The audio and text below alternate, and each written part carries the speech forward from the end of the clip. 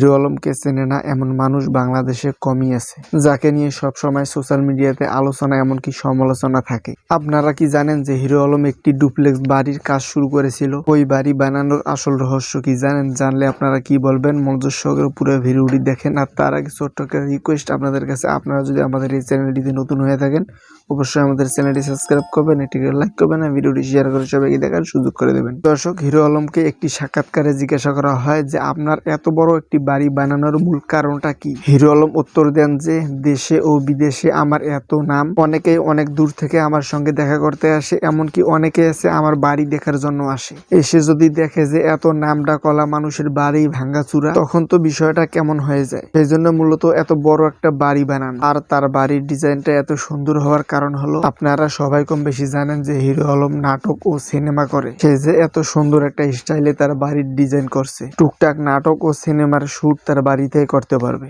মানতেই হবে হিরো আলমের মাথায় অনেক বুদ্ধি আছে, তা না হলে সে এত সুন্দর সুন্দর কাজ করতে পারে একদম অবাক করার মতো। সে চাইলে কিন্তু নির্বাচন না করেও চলতে পারবে।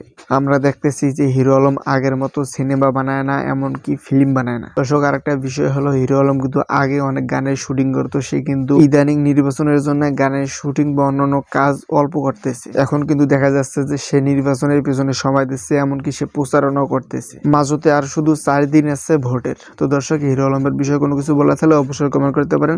আর একটা বিষয় বলে যেতে পারেন যে আসলে কি এবার হিরো আলম জিততে পারবে নাকি জিততে পারবে না। তো সবাই ভালো থাকবেন, সুস্থ থাকবেন। চ্যানেল নতুন হলে অবশ্যই চ্যানেলটি সাবস্ক্রাইব করবেন, লাইক করবেন, ভিডিওটি শেয়ার করে সবাইকে দেখার সুযোগ করে দেবেন। ততক্ষণ সবাই ভালো থাকবেন, সুস্থ থাকবেন। দেখা হবে নতুন কোনো ভিডিওতে। আল্লাহ হাফেজ।